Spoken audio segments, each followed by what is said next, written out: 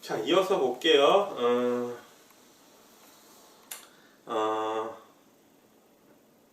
그리고 이제 역할 모호성 하다가 좀 3부에서 끊었구나. 역할 모호성에 대한 얘기를 한번 볼게요. 역할 모호성이 생겨서 실제로 자기가 하는 역할을 잘 모를 때는 다른 사람들이 피해를 가질 수 있어요. 왜냐하면 그 역할에 대해서 모호성이 발생하니까 자기가 이제 해야 되는 일들을 놓치는 경우가 많거든요.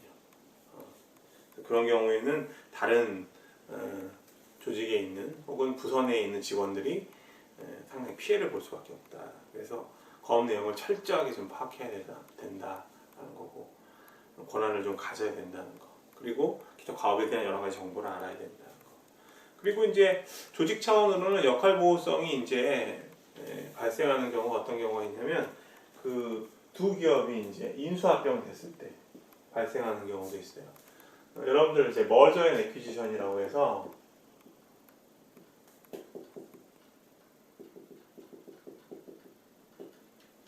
이제 우리말로 하면은 이제 인수합병 그러는데 합병 인수죠. 머저 인수. 나온 김에 좀 말씀을 드리면 인수는 이제 그 기업의 예를 들면 이제 뭐 대부분 회사가 주식회사니까 주식 같은 걸 인수해서 경영권을 획득하게 되는 과정이 인수고요. 합병은 서로 다른 회사가 합쳐지는 거예요.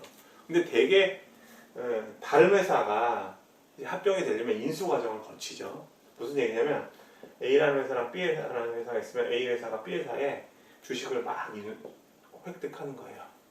그러면 지분을 예를 들면 B 회사의 지분을 한 60% 정도 A 회사가 가져갔다. 그러면 경영권을 가질 수 있잖아요. 대주주가 되니까. 근데 그렇게 되고 추후에 이제 이 회사를 갖다가 완전 이쪽에 흡수시키기 그러면 합병이 되는 경우도 있죠. 그래서 인수합병이 이루어지는데 이런 경우에 이제 동일한 두 회사에 뭐 마케팅 팀이 있다. 여기 A 회사의 마케팅 팀, B 회사의 마케팅 팀이 있다 그러면 얼핏 보기에는 마케팅 팀이지만 같은 일들을 할 것 같지만 회사마다 조금씩 다르거든요. 그러다 보면은 이제 인수합병이 이루어져서 이 두 부서에서 일하는 사람이 같이 일을 하게 된다고 했을 때 역할 모호성이 발생하는 경우도 있죠. 이해되셨어요? 그러니까 무슨 얘기냐면 예를 들면 A 부서에서는 리서치 활동을 상당히 중요시하는데 B 같은 경우에는 촉진 활동을 중요시한다. 그러면 촉진에 권한을 가진 사람들이 많이 몰려 있을 수 있어요. 그리고 이쪽 리서치에 A 회사는 권한이 많은 사람이 몰려 있을 수 있어요. 근데 두 회사가 합쳐졌어요. A 회사 위주로. 그러면 촉진에서 중요한 일들을 많이 했다고 생각하는데 리서치 쪽에서는 별 중요한 일을 안 한다고 생각하는 거니까 이거 뭐야? 이렇게 생각할 수 있죠. 그래서 이런 역할 모호성들, 구성원들의 역할 모호성들을 어떤 식으로든 좀 극복해 보자라고 해서 조직에서 추구하는 게 PMI예요. PMI. 포스트 머저 인테그레이션. 그러니까 합병 후 통합이라고 해야 되나? 합병 후 통합. PMI라고 보통 이야기를 많이 해요. PMI, 합병 후 통합 과정. 그래서 이제 이걸 PMI를 이제 조직 문화 측면에서 좀 접근을 해보면 강력한 조직 문화를 너무 빨리 지웠나? 다음 진도 나가려고 조직 문화를 갖추는 게 상당히 중요하다 이런 얘기를 하죠. 조직 문화. 서로 이질적인 어떤 사람들이 만나서 일을 수행해 나가는데 조직 문화로 녹여내야 된다. 뭐 이런 얘기를 하죠. 시간 있으면 좀 더 설명해 드리면 좋은데 여기서 마칠게요. 그 다음에 그룹 놈을 한번 보세요. 그룹 놈. 그룹 놈이라는 거 조금 전에도 이제 나왔는데 집단 규범이라고 하죠. 집단 규범은 우리 사장 태도, 아젠의 태도 모형 공부했었는데 그때 이거 공부했던 거 나요? 기억나요? 서브젝티브 놈이라는 거, 주관적인 규범이라는 거. 조금 복습해 보면 개인의 태도라는 거는 개인이 갖고 있는 어떤 가치관과 신념, 그죠? 그거하고 어떤 집단, 준거 집단이 보유하고 있는 주관적인 규범에 의해서 태도가 결정된다는 말씀 드렸었잖아요. 마찬가지로 집단 규범이라는 거는 집단마다 서로 다르니까, 그죠? 주관적이라는 거죠. 그래서 주관적 규범이 있다. 그러니까 예를 들면 우리 동양 사회에서는 뭐 이런 말 있잖아요. 동양 어떤 사회 집단에서는 남녀 7세 부동석. 그래서 지금도 이제 지하철 같은 데 가서 보면 젊은 남녀가 이제 애정 표현을 하고 있으면 나이 지긋하게 계신 분들이 남녀 7세 부동석인데 뭐 하는 짓인가 뭐 이런 말씀 하시잖아요. 그러니까 우리 사회의 규범이 전통적인 규범이 이래요. 근데 서양 같은 데 가보면 애정 표현에 대해서는 상당히 자유롭죠. 그죠? 그건 또 그쪽 서양의 어떤 규범. 그러니까 주관성이 존재한다. 이렇게 기억하시면 될 것 같아요. 그래서 어찌됐건 행동의 기준이 된다. 기억나시나? 태도는 행동에 영향을 주잖아요. 그죠? 항상 갖고 있는 태도가 주관적 규범, 태도, 집단 규범, 태도, 행동으로 연결된다. 이렇게 정리하시면 될 것 같아요. 자, 이렇게 정리하고요. 좀 빠르나요? 자, 그 다음에 이제 집단의 위험 요인. 이게 중요하네. 집단의 위험 요인. 지금까지 우리 공부한 거 보면 집단은 상당히 유리해요. 개인이 혼자 할 수 없는 일을, 그죠?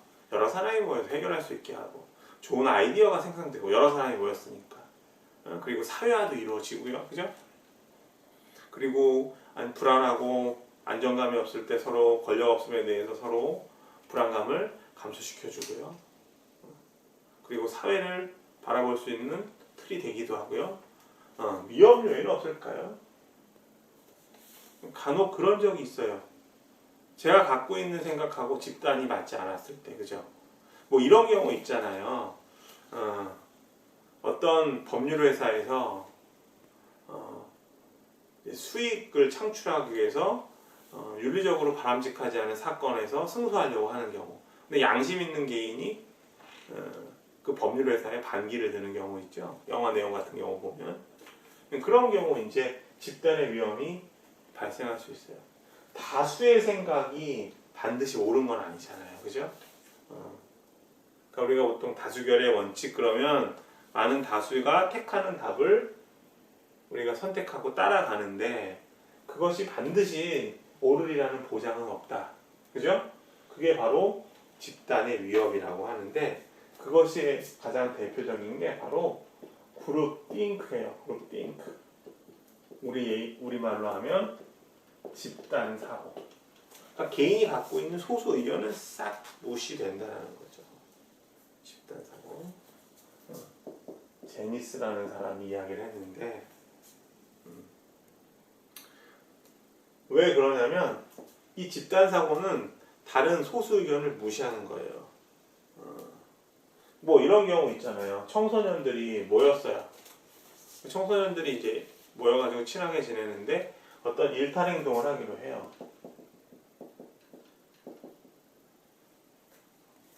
뭐 예를 들면 청소년이 음주를 한다든가 중고등학생들이 그 다음에 뭐 담배를 핀다든가 이런 게 이제 일탈 행동의 예가 될 수 있겠죠. 근데 이제 7명이 모였어요. 그 중에 한 명은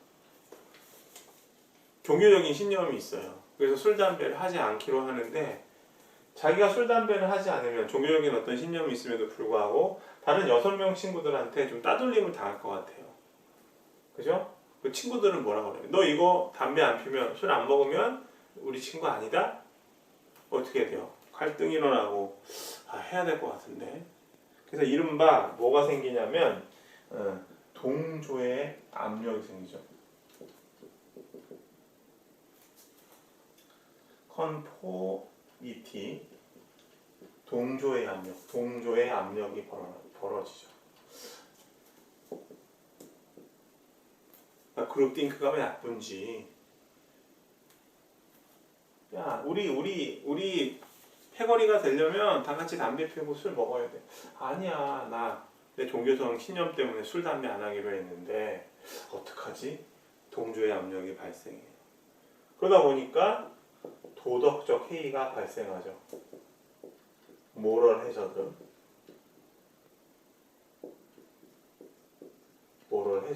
도덕적 해이가 발생하고요. 그리고 상대에 대한 고정관념. 고정관념 발생. 야, 우리 담배 안 피고 이런 애들은 고등학생들 중에서 못난 애들이야. 뭐 이렇게 집단 내에서 생각할 수 있어요. 근데 그 사고를 벗어나기가 상당히 어렵다는 거죠. 그래서 그 다음에 이제 애쉬 이펙트라는 거, 요거 다 정리하셨죠? 동조의 압력, 도덕적 해이, 고정관념이 발생한다. 상대에 대해서. 자, 그래서 이 그룹띵크를 실제로 실험한 학자가 있어요. 솔로몬 애쉬라고 해서 이제 이른바 이제 애쉬 이펙트, 애쉬 효과라고 하는데 이렇게 하는 거예요. 이제 이 선이 수평하다고 하고 요게 복이에요. 1번은 여기, 2번은 잘 그려야겠다. 너무 못 그렸네. 그리고 여기 3번. 그러면 지금 그림을 제가 삐져나가게 그렸지만 이 보기하고 같은 길이의 선분은 누가 봐도 3번이잖아요. 1번은 너무 길고 2번은 짧고. 근데 이거를 실험을 어떻게 했냐면 한 명한테만 비밀로 하고, 이게 실험 선택된 사람죠. 나머지 한 20명 정도는 미리 짜고 이 사람들한테는 내가 보기하고 같은 길이 물어보면 이거 1번이라고 대답해야 돼. 그리고 이 사람한테 이 사실을 모르는 사람한테는 맨 나중에 질문을 하는 거예요. 그러면 이제 첫 번째 이 사람이 이거 너무 쉬운데 보기하고 같은 거 이거 3번이잖아 이러고 생각을 하고 있어요. 근데 20명이나 되는 사람 중에 첫 번째 1번이라고 얘기해요. 그럼 3번은 처음에 이렇게 생각하겠죠. 3번 선택한 마지막 사람은 야, 이상하네. 무슨 3번이랑 보기랑 길이가 같지 1번이 어떻게 같아. 근데 두 번째 사람, 세 번째 사람, 네 번째 사람, 다섯 번째 사람, 여섯 번째 사람 다 1번이라고 얘기하면 흔들려요. 내가 잘못 봤나? 뭐가 발생해요? 동조의 압력이 발생하는 거죠. 그래서 실제로 맨 마지막에 20명이 다 1번이라고 대답을 하고 보기와 길이가 같은 것이 이 20명이 대답을 한 다음에 마지막에 물어봤더니 이 사람은 3번이라고 대답을 하고 1번이라고 얘기했다는 거예요. 이게 그룹띵크의 위협이라고 할 수 있죠. 그래서 솔로몬 애쉬가 그룹띵크를 실제로 실험했었다. 이렇게 정리하시면 되겠습니다. 자, 그 다음에 마지막으로 8페이지 소셜 로핑 한번 보세요. 그 로핑이라는 단어는 우리말로 이야기하면은 빈둥거림 뭐 이런 뜻이거든요. 빈둥거림. 그러니까 사회적으로 빈둥거린다. 내용을 보시면 집단의 규모가 커짐에 따라 개인의 과업 수행에 대한 노력이 감소하는 것을 의미한다. 아까 전에 예를 들었지만 우리 이제 그 경영 수업 팀플 할 때 그 집단의 규모가 큰 경우 한 4-5명이 하면 정확하게 할 수 있는 일을 12명씩 이제 팀원들이 배치되는 경우에는 어떻게 돼요? 이런 사람들이 생기죠. 프리라이더. 노는 사람들이 생기는 거예요. 공짜 말타기 하는 사람들. 그래서 이런 경우는 어떻게 되냐면은 상당히 집단의 편제가 잘못됐다고 볼 수 있죠. 그래서 이런 것들을 이제 방지하기 위해서는 그냥 규모를 적정하게 조절을 해야 돼요. 그리고 또 한 가지는 업무 분장을 명확하게. 무슨 얘기냐면 누가 어떤 일을 하는지 정확하게 명시를 하는 거예요. 팀플을 할 때 자료조사는 누가 할 거야? 자료조사는 내가 할게. 그러면 너랑 누가 해? 자, 적어볼까요? 자료조사는 A와 B가 해. PPT는 C와 D가. 내용 구성은 누가 하니? E와 E가 해. 발표는 A가 해. 이런 식으로 업무 분장을 나누는 거예요. 이렇게 정리하시면 되겠습니다. 자, 그 8페이지 지금까지 이제 집단에 대해서 여러 가지 특징을 봤어요. 예를 들면 이제 소셜 로핑 같은 경우 이제 시험에 출제되면 당황하시거든요. 뭐였더라? 그래서 자잘한 거지만 개념들 잘 정리하시면 될 것 같아요. 자, 팀에 대해서 한번 볼게요. 팀에 대해서. 팀. 팀하고 여러분들은 이제 집단을 비교하셔야 되는데 이 두 개 다른 건가요? 이렇게 보시죠. 마케팅 팀하고 마케팅 부하고 그러니까 이 부는 뭐냐면 이제 과부제예요. 과부제 그리고 요거는 팀제야. 이거 배운 거니까 한번 생각해봅시다. 그럼 마케팅 부는 일단은 이제 마케팅 부에 있는 인원이 많아요, 적어요? 인원이 많죠. 인원 다수. 팀에 비해서. 팀은 많아봐야 한 10명. 그죠? 그리고 이 사람들은 서로 그래서 응집성도 커요. 커뮤니케이션 많이 할 테니까 적은 인원이. 50명이 커뮤니케이션을 동시에 한다? 쉽지 않죠. 10명도 쉽지 않은데. 네. 이런 거 한번 생각해 보시고요. 되셨어요? 그러면은 마케팅 팀은 집단인가 집단이 아닌가? 집단이죠. 그래서 팀하고 집단은 외견상으로는 구별이 안 가요. 그러니까 구성원들이 어떤 식으로, 그러니까 팀은 이렇게 멤버들이 이렇게 있으면 서로 멤버들끼리 서로 이렇게 연결이 되는 거야. 끈끈하게. 근데 집단은 그냥 멤버들끼리 떠 있는 거죠. 연결성이 좀 떨어지는 거죠.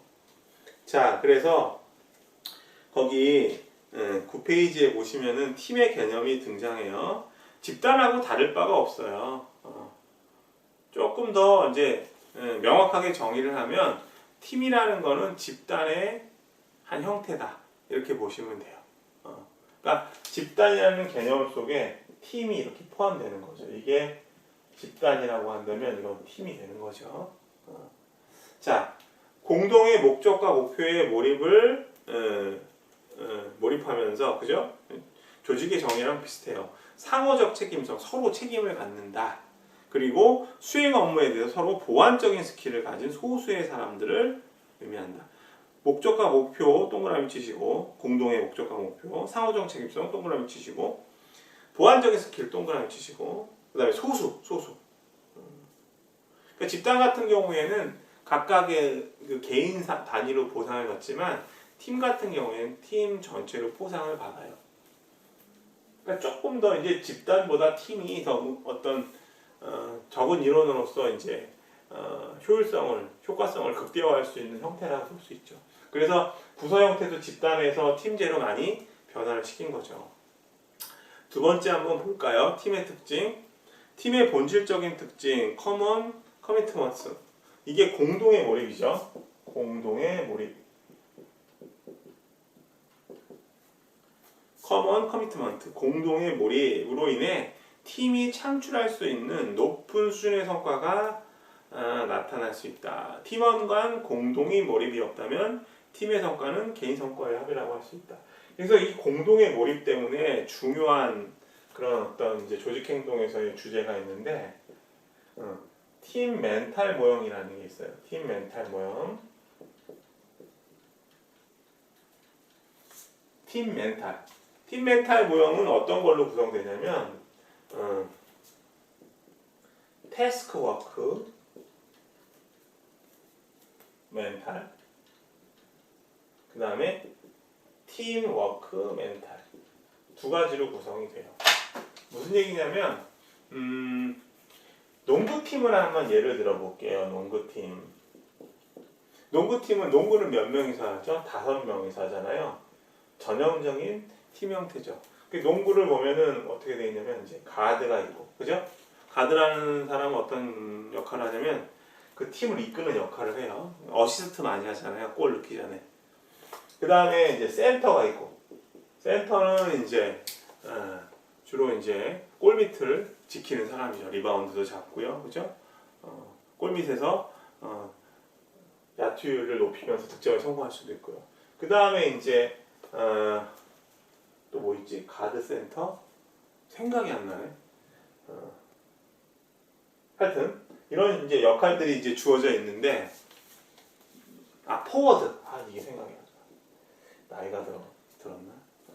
포워드 같은 경우는 이제 득점을 막기도 하고 수비를 담당하기도 하고 여러 가지 이제 일들이 이렇게 정해져 있어요. 보통 포워드 2명 혹은 뭐 센터 2명 있는 경우도 있고요. 5명으로 구성이 되는데 뭐 가드가 이제 공을 이렇게 몰고 가다가 이렇게 뒤로 패스를 하는 경우가 있어요. 보지도 않고. 그러면 센터가 그것을 잡아서 바로 골 밑에서 슛을 하는 경우가 있죠. 뭐 덩크 슛을 하거나. 근데 그런 경우 구성원들이 과업에 대한 태스크 워크 멘탈이 쉐어링 됐다고 얘기를 해요. 다시 얘기하면 과업에서 누가 어떤 일을 하고 어떤 역할을 하고 무엇을 해야 될지 서로 다 공유하고 있는 거예요. 쉐어링. 그러니까 지금 내가 센터인데 센터 입장에서 가드나 포워드가 우리 농구팀에서 어떤 역할을 할 수 있는지 정확하게 서로 태스크에 대해서 공유하고 있는 거예요. 아, 지금 가드가 공을 맨손으로 튀기는 걸 보니까 경험상 뒤로 패스할 가능성이 높아. 그러니까 보지 않고도 패스를 받고 슛과 연결시킬 수 있는 거죠. 왜냐하면 이 사람들은 오랫동안 같이 운동을 해왔기 때문에. 뭐 심한 경우 뭐 대학 시절부터 중고등학교 시절부터 초등학교 때부터. 그리고 팀워크라는 건 그야말로 팀워크, 끈끈한 것들 말하는 거죠. 그래서 뭐 팀 멘탈 모델에 대한 연구들이 이제 한 뭐 2000년대 이후에 이제 많이 연구가 됐는데 팀을 설명할 때 상당히 유용한 어떤 개념을 보실 수 있어요. 자, 그 다음에 집단이 팀으로 변화하는 경우, 집단의 리더십이 발휘되는 경우, 그죠? 집단이 약간 강력한 리더십이 발휘되면 리더를 중심으로 구성원들이 응집성을 갖게 되죠. 그리고 과업 성과에 대한 책임을 집단의 이제 개개인한테 맡기는 게 아니라 팀한테 맡기는 경우, 그 다음에 이제 보상이 개인 차원보다 집단 차원으로 하는 경우, 그죠? 그래서 10페이지 그 그림이 상당히 중요해요. 팀과 집단이 어떻게 다른가? 자, 거기 그룹을 보면은 목표에 있어서 보세요. 골. 목표에 있어서는 어떻게 돼요? 그냥 그룹에 있는 사람들은 단순하게 정보를 그냥 공유하는 정도예요. 예를 들면 우리가 어떤 집단이 이루어졌어. 집단이 팀플을 하기 위해서.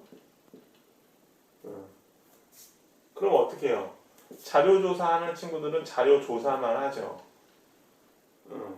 자료 조사만 하고 나 자료 조사 다 끝났어. 그 다음에 이제 내용 정리하는 사람한테 넘겨줘야지. 그리고 내용 정리하는 사람은 어떻게 돼요? 아, 이제 내용 정리했으니까 PPT.